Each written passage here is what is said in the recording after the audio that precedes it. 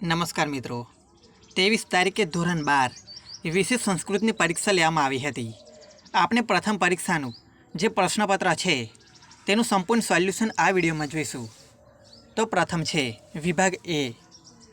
વિભાગ એમાં છે નીચે આપેલ પદ્ય ખંડોનો અનુવાદ કરો। પ્રથમ શ્લોક છે મેધામે વરુણો દદાતુ મેઘાગ્નિ પ્રજાપતિ। હવે આ શ્લોકનું આપણે અનુવાદ જોઈએ। જે પ્રથમ પ્રશ્ન હતો તેનું અનુવાદ અહીં આપેલું છે। હે વરુણ દેવ, હે પ્રજાપાલક અગ્નિદેવ, અમને ઉત્તમ બુદ્ધિ આપો। હે ઇન્દ્ર અને વાયુદેવ, હે ધારણ કરતા પરમાત્મન દેવ, અમને શ્રેષ્ઠ બુદ્ધિ પ્રદાન કરો। એને માટે આ આહૃતિઓ સમર્પિત છે। તો આ તેનું અનુવાદ છે। ત્યારબાદ બીજો શ્લોક છે। હવે આ શ્લોકનો આપણે અનુવાદ જોઈએ। પ્રથમ પ્રશ્નના અથવામાં પણ એક પ્રશ્ન અહીં આપવામાં આવેલો છે, એક શ્લોક છે। સ્વચ્છ પ્રકૃતિથી સ્નિગ્ધો માધુર્ય સ્થિત। હવે આ શ્લોકનો આપણે અનુવાદ જોઈએ।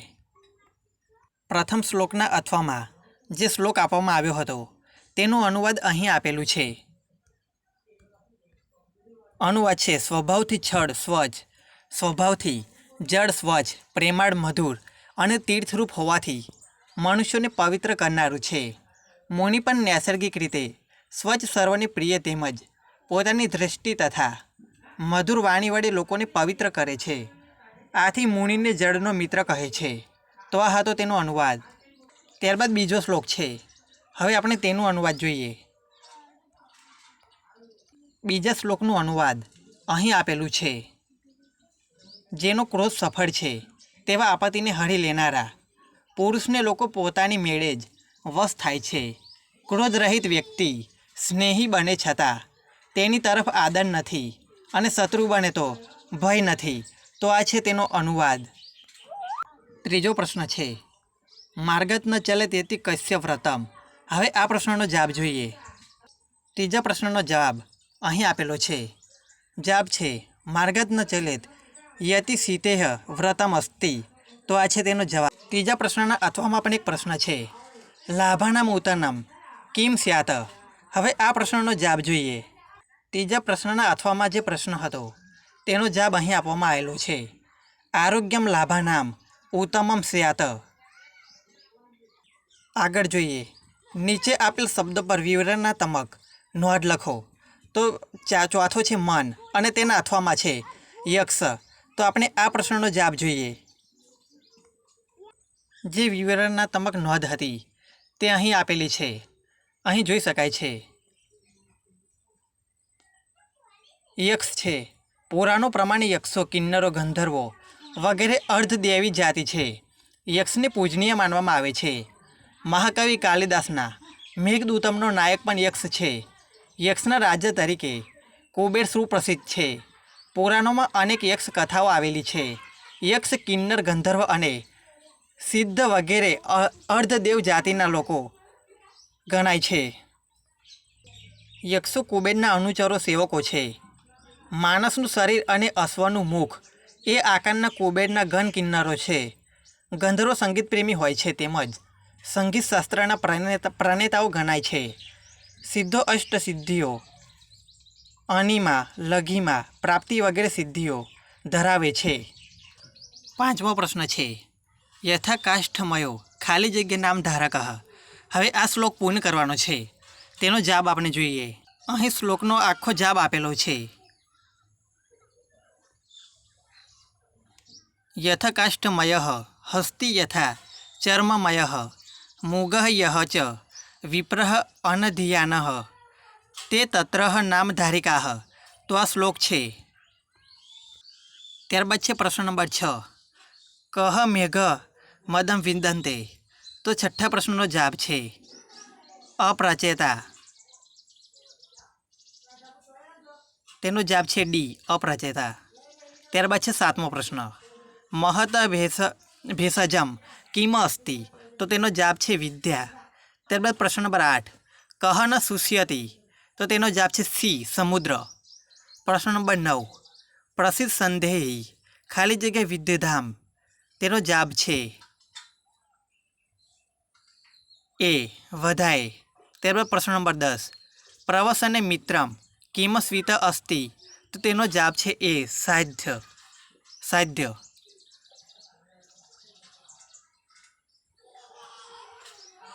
તો આ સાચા જવાબો છે. ત્યારબાદ જોઈએ વિભાગ બી. વિભાગ બીમાં છે નીચે આપેલ ગદ્યખંડોનો અનુવાદ કરો. તતઃ અસુરાહ. હવે આ ગદ્યખંડનો આપણે અનુવાદ જોઈએ. 11મા પ્રશ્નમાં જે ગદ્યખંડ આપવામાં આવ્યો હતો તેનું અનુવાદ અહીં આપેલો છે. હવે આપણે અનુવાદ જોઈએ. ત્યારબાદ દાનવોએ ભગવાન પ્રજાપતિને પ્રાર્થના કરી, આપ અમને પણ હિતકારક અક્ષરનો ઉપદેશ આપો. ત્યારે પ્રજાપતિએ દ એવો વર્ણ કહ્યો એટલે દયા કરો એમ. આનો આશય આમ છે, દાનો સ્વભાવથી જ ક્રૂર અને હિંસા વગેરે દોષ કરનારા હોય છે, તેથી તેઓ પ્રાણી પર દયા કરે એવો પ્રજાપતિનો ઉપદેશ છે. તો આ હતો તેનો અનુવાદ. ત્યારબાદ જોઈએ પ્રશ્ન નંબર 12 ભરત કઈ કઈ. તો આપણે આ ગદ્યખંડનો અનુવાદ જોઈએ. તો જે ભરત અને કૈકેયીનો અનુવાદ પૂછાયો હતો તેનો અનુવાદ અહીં આપવામાં આવેલો છે. ભરત બોલે છે, પુત્રનો વિયોગ તો સમાન જ હતો, તો પછી રામને બદલે મને કેમ વનમાં ન મોકલ્યો. હવે કૈકેયી બોલે છે, પુત્ર મોસાળમાં રહેતા તારો વિયોગ તો રાજા દશરથને સ્વાભાવિક રૂપે થયેલો જ હતો. ત્યારબાદ ભરત કહે છે, તો પછી 14 વર્ષની શા માટે માંગણી કરી. કૈકેયી, પુત્ર હું તો 14 દિવસ બોલવા ઈચ્છતી હોવા છતાં ભયભીત થયેલા હૃદયને લીધે 14 વર્ષ એમ બોલાઈ ગયું. તો આ હતો તેનો અનુવાદ. ત્યારબાદ આગળનો પ્રશ્ન છે નીચે આપેલા સંસ્કૃત પ્રશ્નોના ઉત્તર સંસ્કૃતમાં લખો. 13મો પ્રશ્ન છે પુરુષસ્ય માર્ગદર્શનમ કદા અપેક્ષિત ભવતી. તો આ પ્રશ્નનો જવાબ જોઈએ. અહીં 13મા પ્રશ્નનો જવાબ આપેલો છે પુરુષસ્ય માર્ગદર્શનમ કદા અપેક્ષિત ભવતી. તો તેનો જવાબ છે જીવનસ્ય પરાર્ધ પુરુષસ્ય માર્ગદર્શનમ અપેક્ષિતમ ભવતી. તો અહીં જવાબ જોઈ શકાય છે. તેની અથવામાં પણ એક પ્રશ્ન છે દયાનંદે આર્ય સમાજ સ્થાપના કુત્ર કૃતા. તો આ પ્રશ્નનો જવાબ જોઈએ. અહીં જવાબ જોઈ શકાય છે દયાનંદે આર્ય સમાજસ્ય સ્થાપના મુંબાપુર્યા કૃતા. તો આ તેનો જવાબ છે. ત્યારબાદ આગળ પ્રશ્ન છે નીચે આપેલ શબ્દો પર વિવરણાત્મક નોંધ લખો. 14મો પ્રશ્ન છે સપ્તપદી. હવે આ પ્રશ્નનો જવાબ જોઈએ. જે સપ્તપદીની વિવરણાત્મક નોંધ હતી તે જોઈએ. સપ્તપદી સપ્તનામ પદાનામ સમાહારઃ દ્વિગુ કર્મધારે સમાસ 7 પગલાઓનો સમૂહ વિવાહ સંસ્કારના અંતિમ ચરણમાં વર અને કન્યા વડે કરવામાં આવતા એક વિધિને સપ્તપદી તરીકે ઓળખવામાં આવે છે. આ સપ્તપદી નામના વિધિમાં સર્વવ્યાપક પરમાત્માને, દેવતાઓના પ્રતિનિધિ અગ્નિને તથા સમાજને સાક્ષી માનીને તેમની હાજરીમાં વર અને વધુ સમાન દિશામાં સમાન ગતિ રાખીને 7 પગલાં સાથે ચાલે છે. આ વિધિમાં વર અને કન્યા ગુહસ્થાશ્રમમાં પણ સમાન દિશા વિચાર રાખીને સમાન ગતિ કાર્યથી લક્ષ્ય પૂર્તિ માટે પ્રયત્નશીલ રહેવાનો સંકલ્પ કરે છે. તો આ હતો 14મા પ્રશ્નનો જવાબ. હવે જોઈએ તેના અથવામાં જે પ્રશ્ન છે સત્યાર્થ પ્રકાશ. તેની નોંધ જોઈએ. સત્યાર્થ પ્રકાશની અહીં નોંધ આપવામાં આવેલી છે. મહર્ષિ દયાનંદે રચેલા અનેક ગ્રંથોમાં સૌથી વધારે પ્રસિદ્ધ પ્રાપ્ત ગ્રંથ આ સત્યાર્થ પ્રકાશ છે. વેદ મંત્રોના આધારે અનેક તર્કબદ્ધ દલીલો રજૂ કરીને આ ગ્રંથમાં કુરિવાજો, અંધશ્રદ્ધા અને ધર્મના નામે ચાલતા પાખંડોનું જોરદાર ખંડન કરવામાં આવ્યું છે. એ સાથે ધર્મની સાચી ઓળખ પણ અહીં કરાવી છે. આ ગ્રંથમાં 14 પ્રકરણો છે જેમને સમુલ્લાસ નામ આપવામાં આવ્યું છે. જેમની માતૃભાષા ગુજરાતી છે તેવા મહર્ષિ દયાનંદે પોતાનો આ ગ્રંથ રાષ્ટ્રભાષા હિન્દીમાં લખ્યો છે. તેમનો આ ઉપક્રમ હિન્દી ભાષાની એક મહાન સેવા તરીકે સ્વીકૃત છે. મૂળ હિન્દી ભાષામાં લખાયેલા આ ગ્રંથનો અનુવાદ આજે દેશ વિદેશની મુખ્ય ભાષાઓમાં થયો છે. ગુજરાતી ભાષામાં પણ તેનો અનુવાદ ઉપલબ્ધ છે. ત્યારબાદ આગળ પ્રશ્ન છે ખાલી જગ્યા પૂરો. 15મો પ્રશ્ન પ્રજાપતેઃ ખાલી જગ્યા પુત્રાઃ આસન, તો તેનો જવાબ છે ત્રયઃ. ત્યારબાદ 16મો પ્રશ્ન છે વિવાહ સંસ્કાર વસરે વધુવરો પરિતઃ પરિકામતઃ, તો તેનો જવાબ આવશે યજ્ઞામ પ્રથમ. ત્યારબાદ આગળ જોઈએ 17મું કતમસ્મે ભટિન્યેઃ ખાલી જગ્યા, તેનો જવાબ છે નિવેદયામી પ્રથમ છે તે. ત્યારબાદ જોઈએ પ્રશ્ન નંબર 18 ઉત્તમ ગુણોપેતાઃ કેઃ, તેનો જવાબ છે દેવાઃ એ. ત્યારબાદ પ્રશ્ન નંબર 19 ધીમતામ કાલઃ કેન પ્રકારેણ ગચ્છતિ, તો તેનો જવાબ છે કાવ્યશાસ્ત્ર વિનોદેન સી. ત્યારબાદ પ્રશ્ન નંબર 20 વાલીના કસ્ય દ્વારાઃ અપહયાતા, તો તેનો જવાબ છે એ રામસ્ય. ત્યારબાદ પ્રશ્ન નંબર 21 વિવાહ સંસ્કારોમાં કયો પ્રસિદ્ધ વિધિ કરવામાં આવે છે, તો તેનો જવાબ છે સી પ્રદક્ષિણા. પ્રશ્ન નંબર 22 મહર્ષિ દયાનંદસ્ય નિર્વાણમ કદા અભવતઃ, તો તેનો જવાબ છે ડી દીપાવલ્યામ. ત્યારબાદ પ્રશ્ન નંબર સી આપવામાં આવેલો છે નીચે આપેલ ગદ્યખંડને વાંચીને સંસ્કૃત પ્રશ્નોના જવાબ સંસ્કૃતમાં લખો. તો હવે આપણે તેનું જવાબ જોતા નથી, કેમ કે ફકરામાંથી શોધીને લખવાના છે. તો આગળ જોઈએ સમીક્ષાત્મક નોંધ લખો. દ્રૌપદીનું યુધિષ્ઠિરને ઉપાલંબ, તો આ પ્રશ્નનો આપણે જવાબ જોઈએ. અહીં દ્રૌપદીનું યુધિષ્ઠિરને ઉપાલંબ વાળા પ્રશ્નનો જવાબ આપવામાં આવેલો છે. અહીં જવાબ જોઈ શકાય છે, વિડીયો સ્કીપ કરીને તમે લખી શકશો. આ જવાબ અહીં સુધી વિસ્તરેલો જોઈ શકાય છે. પ્રશ્ન નંબર 25 છે ભરતે કૈકેયીને આપેલો ઉપાલંબ, તો 25મા પ્રશ્નનો જવાબ જોઈએ. 25મા પ્રશ્નનો જવાબ અહીં આપવામાં આવેલો છે.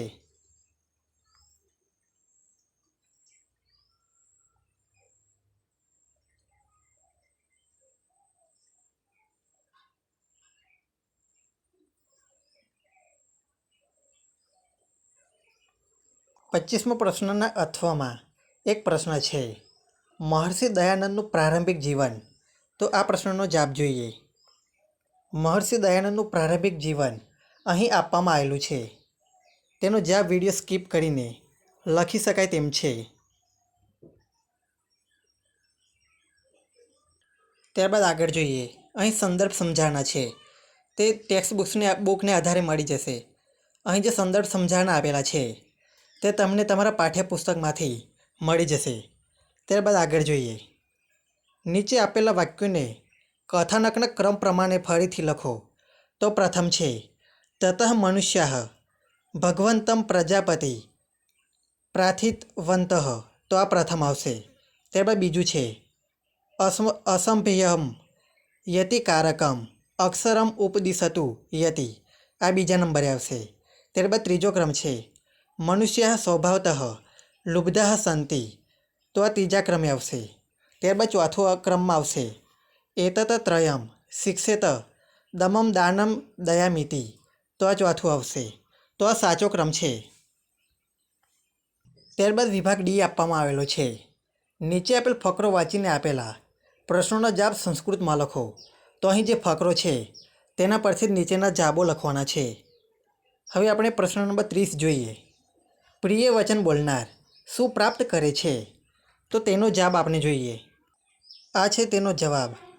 પ્રિય વચન બોલનાર સૌનો પ્રિય બને છે, તે સર્વ લોકોનો સ્નેહ પ્રાપ્ત કરે છે. પ્રશ્ન નંબર 31 છે પ્રદક્ષિણા એટલે શું, તો હવે આપણે તેનો જવાબ જોઈએ. અહીં તેનો જવાબ આપેલો છે પ્રદક્ષિણા એટલે ફરવું, તે ફેરો.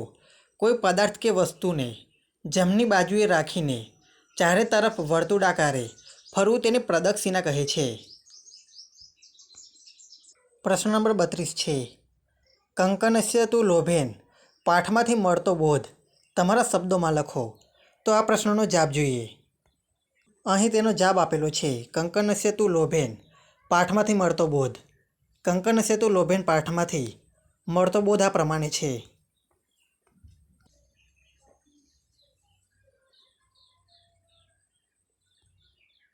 ત્યારબાદ આવે છે અર્થ વિસ્તાર અને તેની પછી છે નીચેની આપેલ ખાલી જગ્યાઓ પૂરો. તો આપણે ખાલી જગ્યાઓ જોઈએ. વેદાભ્યાસો હિ, તો તેનો જવાબ આવશે ત્રિધા. ત્યારબાદ છે સુખાનામ ઉત્તમમ, તો આરોગ્યમ. 36મી ખાલી જગ્યા છે મોઘમનમ વિદંતે, તો તેનો જવાબ આવશે અપ્રચેતા. આગળ પ્રશ્ન છે નીચે આપેલા શ્લોકોને જોડો. 37મો છે. તો પહેલું આપણે જોઈએ દ્વિસન્નિમિતા યદિયમ દશા, તો તેની સામે આવશે ત્રીજું.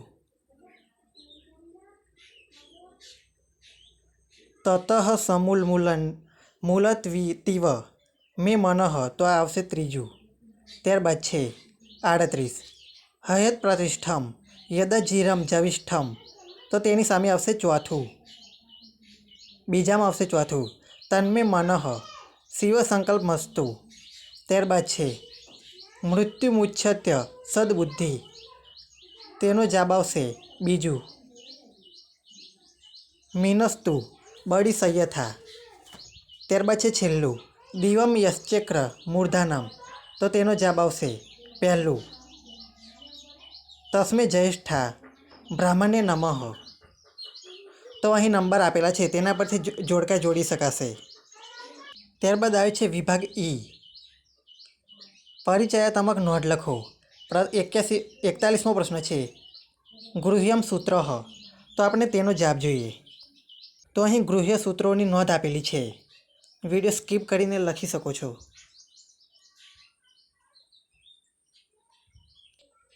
હવે 41મા પ્રશ્નના અથવામાં એક પ્રશ્ન છે રામાયણ, તો આપણે તેની નોંધ જોઈએ. તો અહીં રામાયણની ટૂંક નોંધ આપવામાં આવેલી છે. અહીંયાથી નોંધ લખી શકાય છે.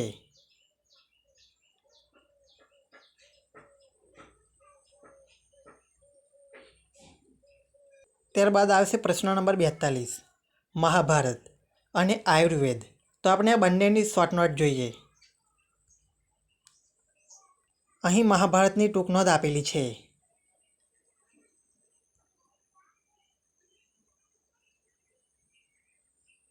ત્યારબાદ અહીં આયુર્વેદની ટૂંક નોંધ આપેલી છે.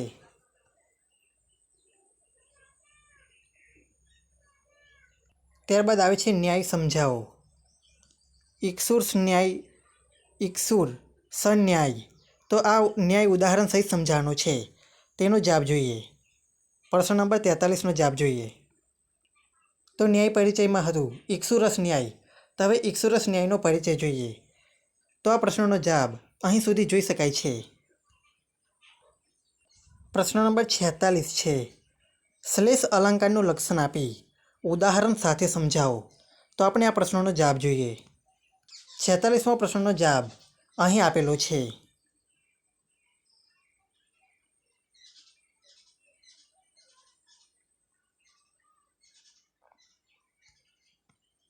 ત્યારબાદ છે પ્રશ્ન નંબર 47 આયુર્વેદની 3 શાખાઓના પ્રવર્તક આચાર્યોના નામ આપો. તો આ પ્રશ્નનો જવાબ જોઈએ. આ છે તેનો જવાબ ભારદ્વાજ, ધન્વંતરી અને કશ્યપ. આ 3 મહર્ષિઓ આયુર્વેદની 3 શાખાઓના પ્રવર્તક છે. ત્યારબાદ 48મો પ્રશ્ન છે શુલ્વ સૂત્ર એટલે શું? તેમાં સિંહનું વર્ણન કરવામાં આવ્યું છે. તો આ પ્રશ્નનો જવાબ જોઈએ. આ રહ્યો 48મા પ્રશ્નનો જવાબ. શુલ્વ સૂત્ર એટલે માપવાની દોરી. તે એક ગણિતશાસ્ત્રનો વૈજ્ઞાનિક ગ્રંથ છે. તેમાં યજ્ઞો માટે વેદોના નિર્માણની રીતો, માપ અને ગણનાનું વર્ણન કરવામાં આવ્યું છે.